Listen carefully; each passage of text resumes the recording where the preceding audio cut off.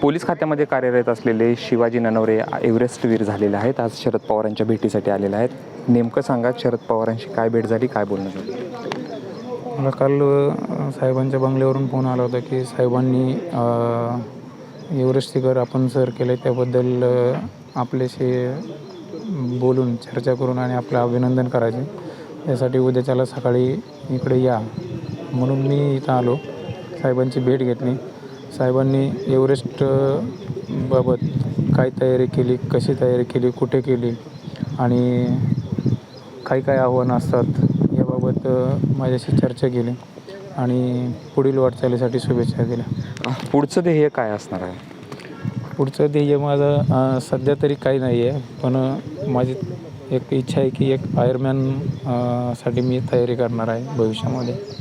साधारणतः किती दिवस या एव्हरेस्टवीर शिखर सर करण्यासाठी तयारी केली होती? कसा अनुभव होता? मी 2019 पासून एव्हरेस्टची तयारी करत होतो. साधारणतः 4 वर्ष माझी यामध्ये गेली. एव्हरेस्ट हे जगातलं उंच शिखर आहे, तर मी ठरवून घेतलं होतं माझ्या मनाला की जगातलं सगळ्यात उंच शिखर तुम्ही करताय तर जगातली सगळ्यात चांगली बॉडी आणि चांगलं माइंड तुमच्याकडे पाहिजे, एवढंच मी मनासाठी ठरवलं होतं. काय आव्हानं असतात? 29,000 फुटाचं शिखर जर कवर करायचं असेल तर काय नेमकी आव्हानं असतात? सगळ्यात महत्त्वाचं तुमचा पहिलं आव्हान आहे थंडी, लँडस्लाईड होणं, बर्फाचे डोंगर कोसळणं. सगळ्यात महत्त्वाचं ऑक्सिजन. तुमचे ऑक्सिजन लेवल डाऊन होते, त्यामुळं चालताना खूप त्रास होतो. म्हणजे 100 मीटर जरी चालायचं असेल एव्हरेस्ट टॉपला तर तुम्हाला 1 तास लागतो.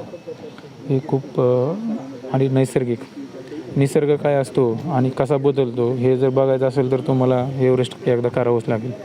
फिजिकली काय अडचण येतात की बऱ्याचशा लोकांना मृत्यूशी सामोरं जावं लागतं, अनेकांची बोटं जी आहेत ती काळी पडतात, असं नेमकं तुमचे देखील पाय आपण प्रेक्षकांना दाखवूयात. ही बोटं जरा कशा पद्धतीने झाली ते बघूयात आपण, की नेमकं काय असतं, की असं का होतं? ऑक्सिजनच्या कमतरतेमुळं आणि फ्रॉस्टबाईट, हिमदंश हा अतिथंडीमुळं पायाला आणि हातालाच आपल्या जास्तीत जास्त लवकर आक्रमण करायला सुरुवात करतो.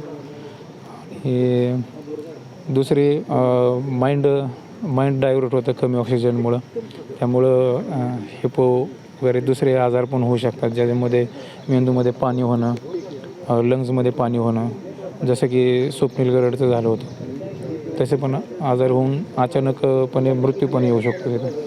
काय नेमकी तयारी ठेवावी लागते जाण्यासाठी? किती दिवस तुम्ही ते चालत होतात? किती दिवसात उतरला? कशा पद्धतीनं काय काय सामान घेऊन गेलं?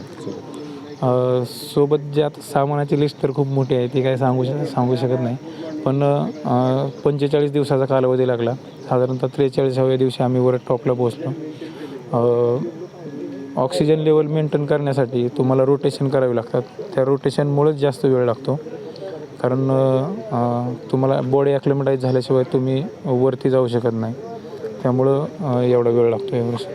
पोलीस दलामधले जे तुम्ही पुणे ग्रामीणमधले पहिले आहात की ज्यांनी एव्हरेस्ट सर केलेला आहे, परंतु दुसरे जे आहेत तुमचे सहकारी त्यांचा देखील मृत्यू झाला. नेमकं काय कारण असू शकतं त्यांच्या? त्यांना आता ते माझ्याबरोबर नव्हते, पण त्यांनी सबमिट केलं असं माहिती मिळते आहे. आणि रिटर्न येताना त्यांना जो मी आता सांगितला की हाय अल्टिट्यूडचा त्रास होऊन त्यांच्या मेंदूवरचं नियंत्रण सुटून मेंदूमध्ये आणि लंग्समध्ये पाणी झालं आणि ते भयानक आजारी पडले. 45 दिवसात तुम्ही सर केलं, परंतु येताना 2 दिवसातच उतरला, कसं काय? वरती जाताना ऑक्सिजन लेवल कमी असते, खाली येताना आपली ऑक्सिजन लेवल वाढते, त्यामुळे ॲटोमॅटिक शरीराची पॉवर वाढते आणि आपण पटपट खाली निघून येतो. तर हे होते शिवाजी ननवरे, ज्यांनी 45 दिवसात एव्हरेस्ट सर केलेला आहे. पोलीस दलातले ते पुणे ग्रामीणमधले पहिलेच आहेत. त्यांनी आत्ता काही वेळापूर्वी शरद पवारांची भेट घेतलेली आहे. जयदीप भगत, एबीपी माझा, बारामती. एबीपी माझा, उघडा डोळे बघा नीट.